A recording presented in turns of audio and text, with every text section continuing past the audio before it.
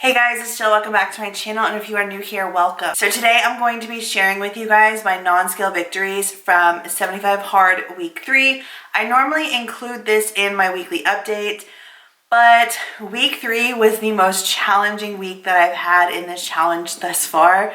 So it ended up being a 30-minute video because I wanted to share the ups and downs, highs and lows of this whole entire challenge series and my journey. So I felt it important to put those things, or to leave those things in the video, but I also did not want a 50-minute long video. So I told you guys that I was going to go ahead and leave this video with it being just focusing on my non-scale victories that I accomplished on week 3, because while it was a very challenging week, it was also an amazing week for me, because there were so many things that I accomplished and so many things that I'm so proud of and so many non-scale victories that I can talk to you guys about. So I wanted to make it its own separate little video. So let's go ahead and get into the video. Y'all, when I tell you that Saturday was a day for the books, it was a day for the books. It was, oh my gosh. I literally had a 2-year-old temper tantrum. Thank God it was just me at home, because that was something I did not want anyone to witness. Yeah, it was that bad. So anyways, let's talk about non-scale victories for week number 3. So my son had his birthday dinner at Applebee's, and we went with my parent, and they were like 2 orders of mozzarella sticks for the table, 1 order of, what is the other thing I love? Onion rings, and 1 order of boneless wings. And I was like, ugh. And it was all literally right there. And I have to say, it wasn't as bad as I thought it was gonna be. I didn't feel like I was missing out. I was present. I was there for my son's birthday, and I chose a pretty healthy option, which was like this rice and shrimp bowl that was really good. So I was satisfied and happy and very proud of myself. Oh my gosh, Saturday, back to Saturday. Y'all, when I tell you I wanted to binge, it was the first time this whole entire time so far that I've had the urge to binge. I was in such a bad mood. I was so emotional. I just had all of these feelings that crept up all at once. And I really, really fought the urge to binge. I cried, screamed, had a temper tantrum, washed my face, put my sneakers on, tied up my sneakers, and I went for my 45-minute walk outside. And when I tell you that walk, there was something about that walk that was so clarifying, that was so just different. I came home and I was like a brand new woman. I'm sure it wasn't just the walk. It was the fact that I had the temper tantrum, and I cried and I released the tension, and I also did not give in to my urge to binge. And that was my first test. That was the first time that I've really had a test like that. And you know, my kids weren't home, so like, who's gonna know? You know what I'm saying? Type thing. But I did not. I came in, felt 100 times better. I made a delicious salad for lunch. I did some meal prepping. I made salmon and Brussels sprouts for dinner. I totally turned my day around, and it ended up being a super successful day. That was, you'll hear my daughter. It ended up being a really successful day for me, and a really kind of, it was a good moment. It was a good learning day for me, for sure. Y'all, rewind to week 2, where I talked about having a few of my son's friends over and getting a cake. How about I resisted that damn cake all week long? And let me tell you, on Saturday, when I was going through the urge to binge, I very rarely go out to my refrigerator in my garage And for some reason, I went out there and I was face to face with that dang cake when I was in my urge to binge moment. I'm so proud of myself that I resisted in that moment when I could have chowed down and no one would have known.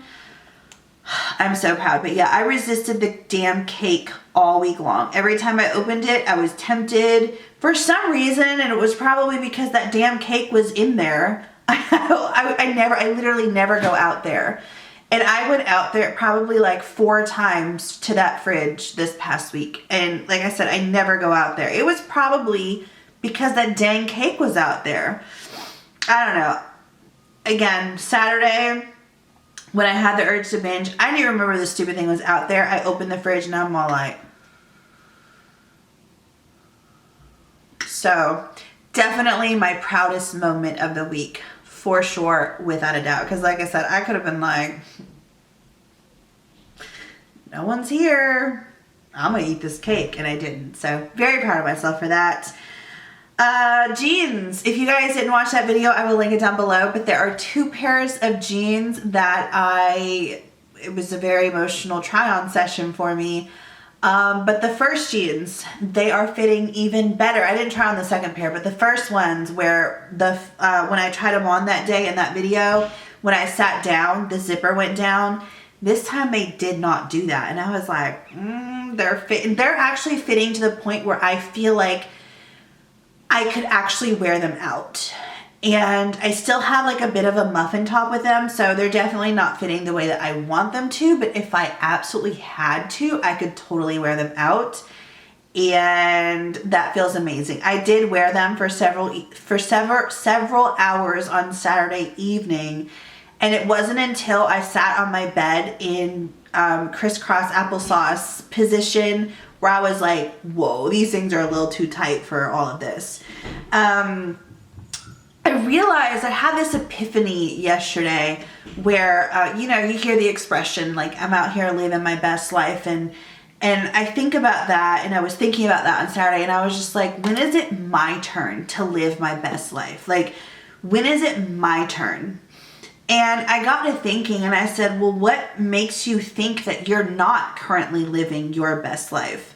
And I have conversations with myself all the time, like not like out loud, but like in my head. And it's like, well, when you think about living your best life, you're thinking about being out there partying and having, surrounded with friends and laughing and being super successful and, dating and all of these things that you think of like living my best life, traveling.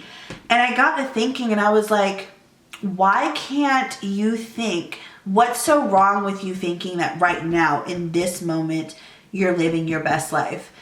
No, you're not out there on a date. No, you're not surrounded by friends. No, you're not like laughing and having a good time or partying or whatever. However, you are doing the most important work right now that needs to be done in order to heal.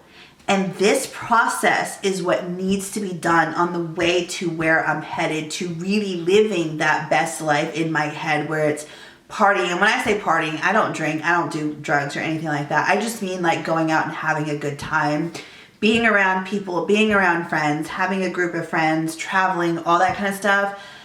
If I were to currently do that while I'm not fully healed, I will most likely get involved with people who are toxic. And because I don't know how to set up boundaries and stand up for myself and speak up for myself, I will most likely think I'm living my best life, but not actually be living my best life. I might be out there having fun, but at what cost? If I'm having nothing but constant run-ins with toxic people because I haven't healed and I don't speak up and I don't set boundaries and I just kind of allow people to just walk all over me or use me when it's convenient for them and, take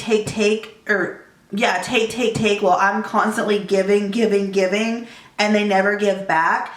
Like, I'm tired of these relationships. And if I don't take the time alone and fully heal, then I'm going to continue that cycle of toxic mess, like that toxic mess cycle. and I'm never going to fully live my best life. So that realization on Saturday night was just like,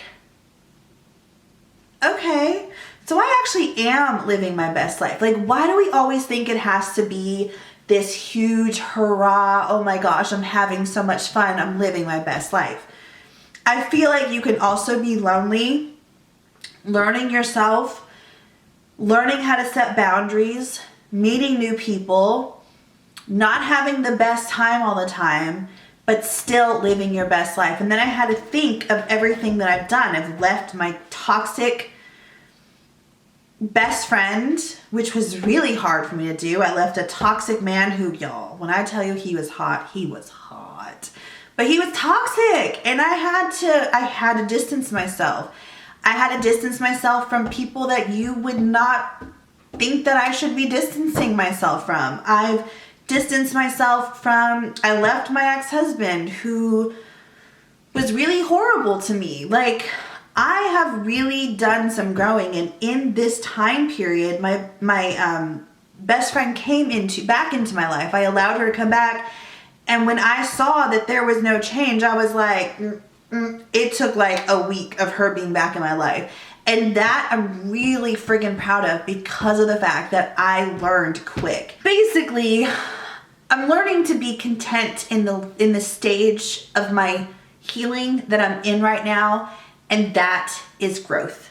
And even all of this that I just said and realizing all of this is huge growth on my behalf and my part. So I'm really proud of myself. And the last and final non-scale victory, there's 6 non-scale victories this week. I'm so freaking proud of myself. But hold on one second, I gotta get it off my foot. Okay, so my sandals, if you guys see, this has like 3 different holes for the strap, so it's adjustable.